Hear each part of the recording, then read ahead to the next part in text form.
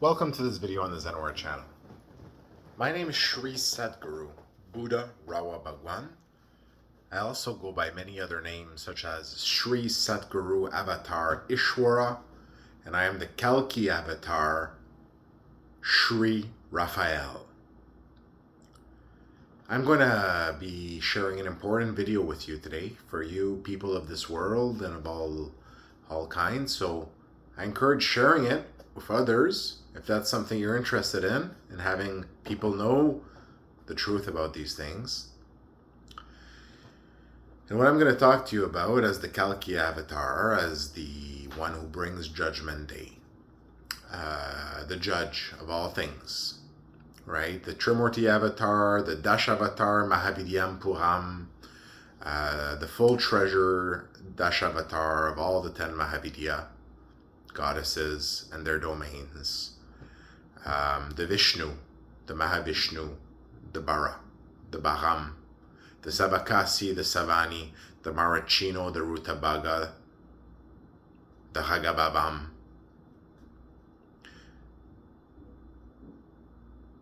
the Nataraja, the Kala Bhairava, the Dakshinamurti, the Achintya, the Amonara,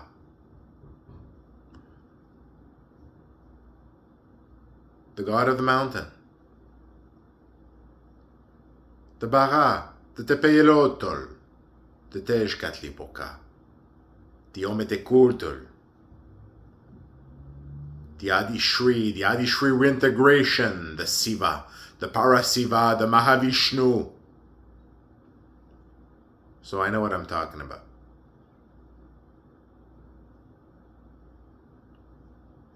The Buddha, Adi Satguru, no less. Adi means first Satguru.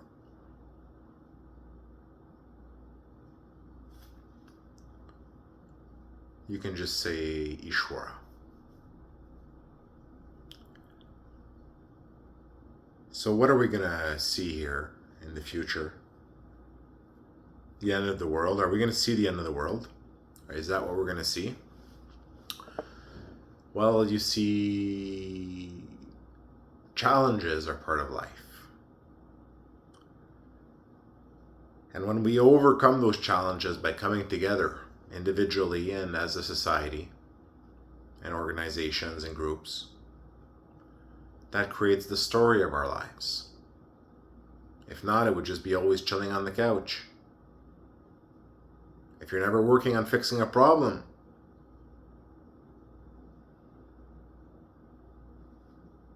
right? And we fix problems at all levels in our lives today, whether that be fixing the problem of how to drive the kids to work in the morning and get to work on time. That's a problem that you got to fix. You know, if you're a mother, for example, or a father doing that, that's a problem. And that creates a heck of a story. Then you've got the story of that kid. Oh, that kid, you were always late in the morning, and then I was late at work, and my boss would tell me that I was late at work. And then he'd come and talk to me sometimes, and he'd say, you know what, I was late at work sometimes too, and when I was...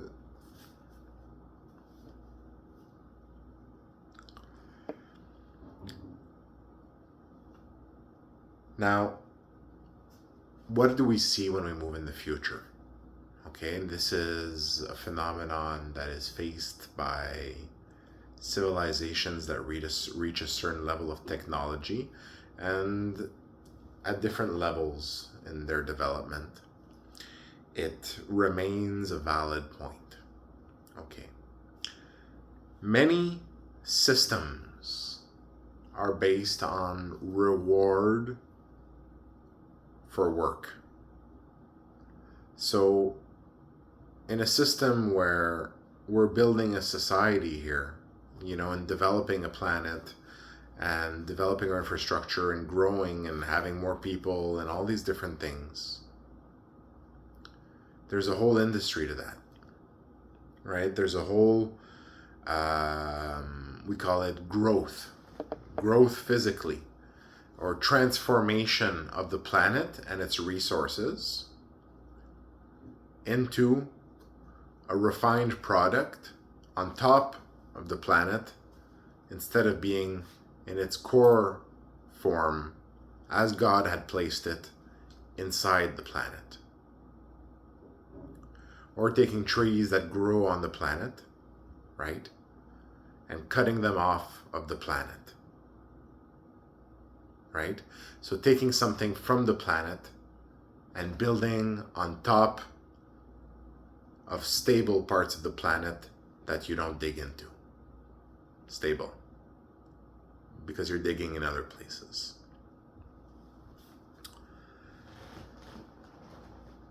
What are we going to see in the future? Okay, well, we're seeing in all technologies development areas, there are many species, there are planets, different social structures in space and other planets and stuff.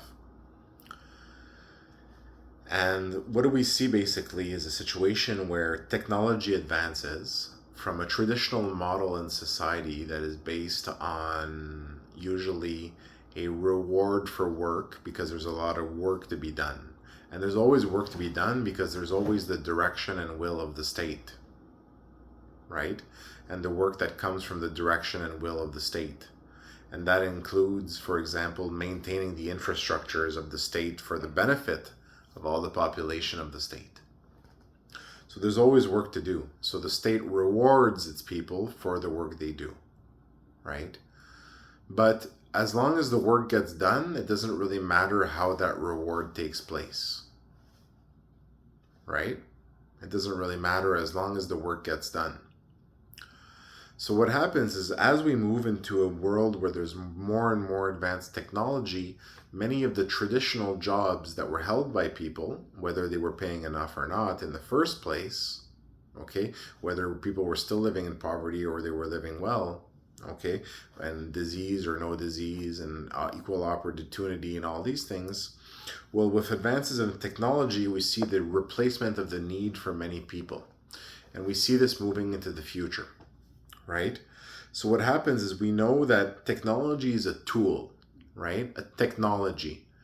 And people are what's important. And when we forget this, we forget that technology should be there to serve the people and not people serve a technology. We don't serve technologies. Technology serves us because we developed the technology. Do you understand? So it's like developing an AI and then serving the AI. No, the AI would serve us because we developed it. It works for us. We set its boundaries and we didn't set them to overtake us. Okay?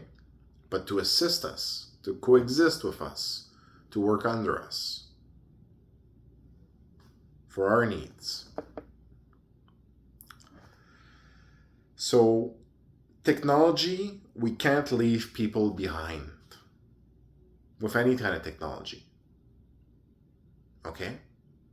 Technology is meant to support and be used by people, not to control people, not to dominate people, but to help our lives be better, more pleasant, more secure.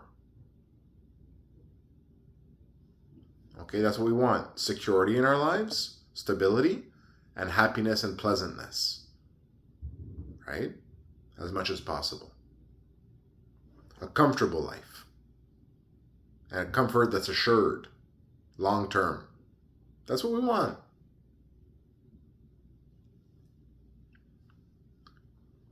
And if we can have some great moments of happiness in there, that's great too. Love, other things like that.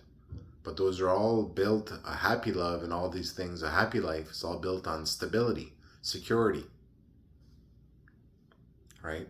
Long term, that you can plan for, project for, and that you will have.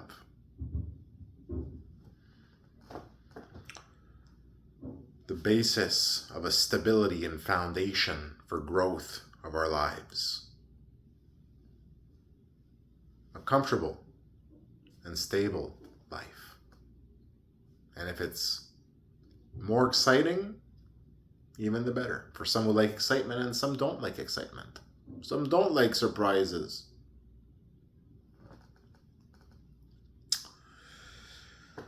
So we need to support humanity with technology, not take away from humanity.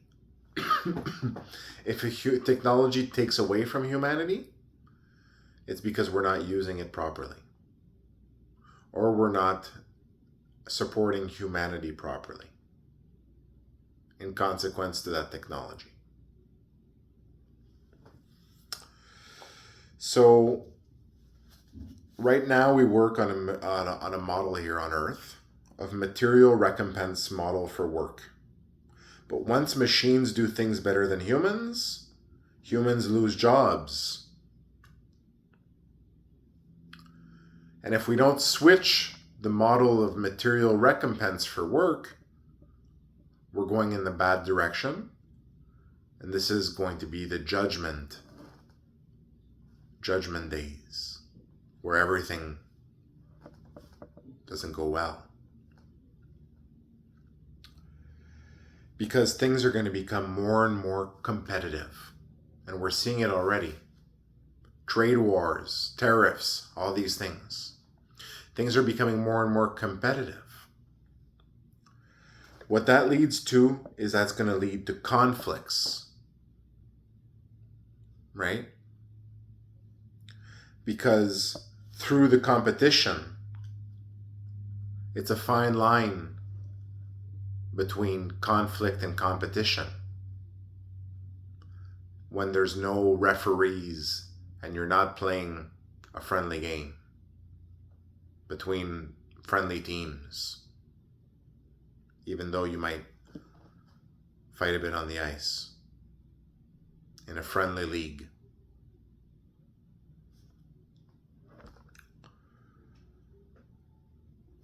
So how do we avoid this? How do we avoid this move that technology is pushing us towards? Destruction. And why is it doing this? It's because I've explained on the Zenora channel here, the corruption of technology by Asura systems. When I first tried to do this video, they attacked me. Remaining Asuras from a war that I've been waging with them, so that I would not continue. So what do we need to do? Well, there's something I've talked about on this channel very much, and I've talked about all countries and all planets one day and all associations of planets one day coming together in a no-attack alliance, where when you meet new civilizations, new people, you tell them we are part of an alliance. And when new people we meet, we tell them, if you are willing to be friends, we are willing to be friends. And to even come together in an agreement that we will never attack you and you will never attack us, and we hope you will never attack anyone ever again, because we don't attack people. A no-attack alliance that everyone can join. And we all come to each other's defense if needed, to the extent that we can, within reason.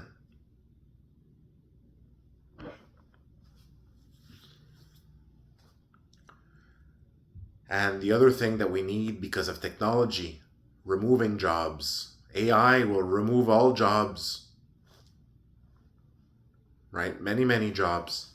And already people are struggling and there's not enough jobs. People have too many degrees, an oversaturation of university degrees. People have too many jobs, there's not enough. Jobs are not growing fast enough for the population. There's more and more people in areas in the world that are suffering too, that have no access to jobs, no access to education even today.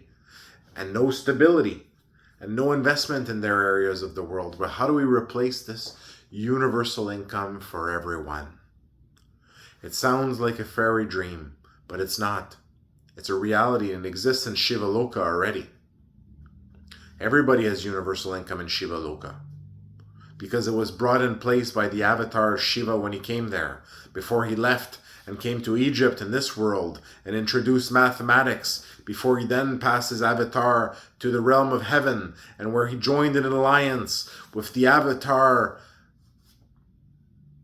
The story goes on.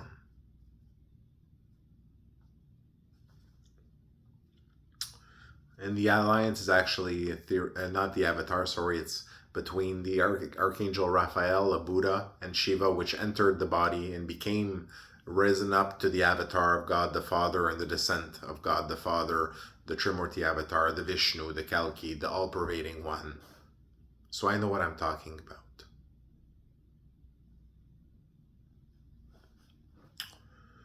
So we need universal income. And we need it for everyone, and we need it fast because people are already suffering. Okay? There are areas in the world that are suffering much more. And if we give everybody universal income, they can invest in their areas of the world with that universal income and get those areas of the world out of poverty, right? Build them up. And we continue our mission of building the future and the present and sustaining it and preserving it all together, all of us. So we got to give a kick in the butt to the Asuras. The Asuras are the bad forces, some bad forces, there are other bad forces, but they're really bad forces. And they're forces that infiltrate technologies and seek to corrupt people so that you can become their food one day. They're playthings. The war between the Deva and the Asura is known. But what people didn't really remember is that you are all humans, beings that are living beings. You are the Devas, the beings of God that take the light of God and live on the light of God. It's true. You have a downward cycle of light of God, a distribution cycle, a holding cycle.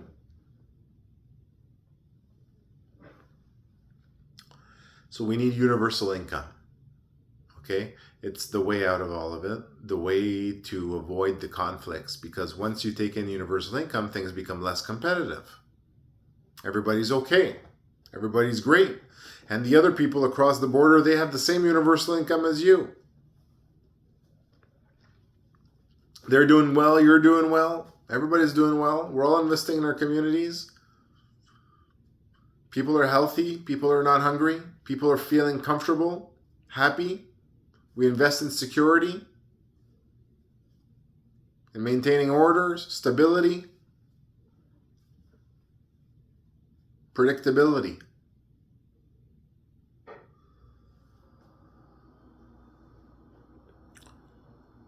So, universal income. To avoid war.